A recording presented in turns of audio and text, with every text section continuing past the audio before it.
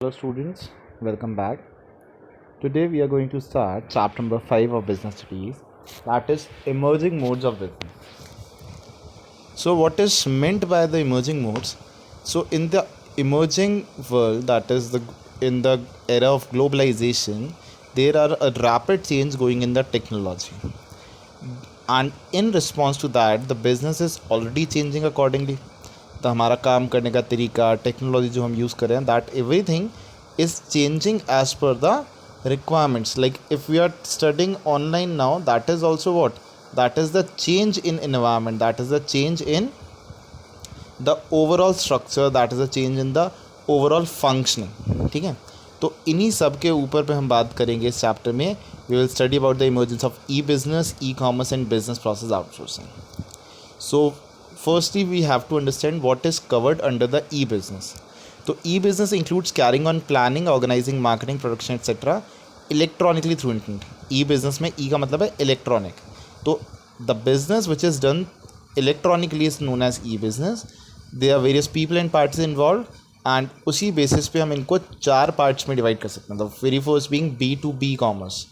B2B commerce means business to business commerce. Is there in this the transactions takes place between two different business units. ठीक है, चाहे वो collaborations हो, चाहे commercial negotiations हो, when two different business are dealing together, that is called B2B business. Then comes the B2C business, जो Flipkart, Amazon हम लोग सब यूज़ करते हैं, that is what B2C. On one side there is businessman and on the other side we are the customer. So the transactions which takes place between business and customer is known as B2C transaction.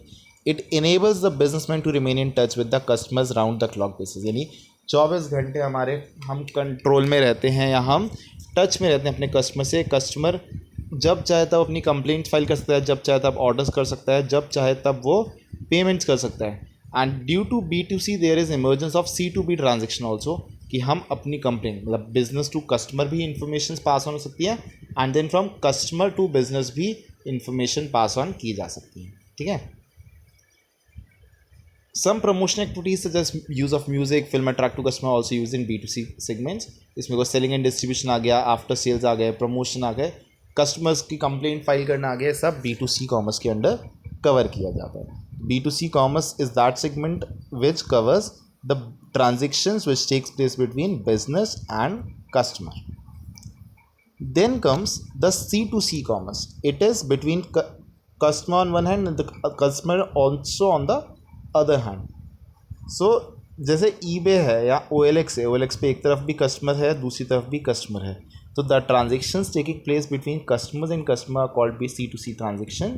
ठीक है ना. इसमें business firm जो है वो भी customer है and जो बायर है वो भी कस्टमर है. तो यहाँ पे यूजली जो यूज्ड गुड्स एंड सर्विसेज हैं उनकी सेल एंड परचेज की जाती है. ठीक है ना. कई सारे कस्टमर फोरम्स भी यूज़ करते हैं. इसमें जो रिव्यूज़ आते हैं that also comes under C2C. जो मूवी देखने जाते हैं तो हम लोग एक रिव्यू देखते हैं कि मूवी के बाद में रेटिंग्स क्या आ रही हैं. That also comes under the C2C commerce. तो ट्रांजेक्शन C2C में कौन कौन से होते हैं? बुक सेल करना, एंटीक आइटम सेल करना, कस्टमर्स को वार्न करना regarding the fraudulent suppliers, quality या ड्यूरेबिलिटी के बारे में कमेंट करना. This all is done by customer for the customer. So these come under the C2C commerce segment. And the last segment is intra B commerce. Intra B means within the business commerce. इसमें हम बाहर वालों से deal नहीं कर रहे, ना हम दूसरे बिजनेस से डील कर रहे हैं, ना हम कस्टमर से. This is that segment which deals with the insiders of a business. It refers to the transactions between parties of person who are part of one firm only. ठीक है ना. एक कस्टमर एक ऑर्गेनाइजेशन के अंदर जो employees हैं वो आपस में वो डील कर रहे हैं या वो आपस में जितना भी ट्रांजेक्शन्स कर रहे हैं, that comes under the intra B segment. The intra-B commerce transaction make it possible the firm to improve their speed and efficiency. Marketing department ने अगर कोई चेंजेस करने हैं on the basis of marketing research तो वो directly mail drop कर देंगे production department को कि ये चेंजेस हैं, इसके अकॉर्डिंग आप काम कर लीजिए. ठीक है. तो डिले नहीं होगा, वहाँ पे पेपर वर्क नहीं होगा, पेपर की वेस्टेज बचेगी, टाइम की वेस्टेज बचेगी. तो इस तरीके से स्पीड में काम किया सकता है using the intra B commerce under the e business segment. So these were the different segments of electronic business that exist in present day. We will discuss about the various benefits that we get from e-business and how it is different from the traditional business in the next video. Till then, take care and have a great day.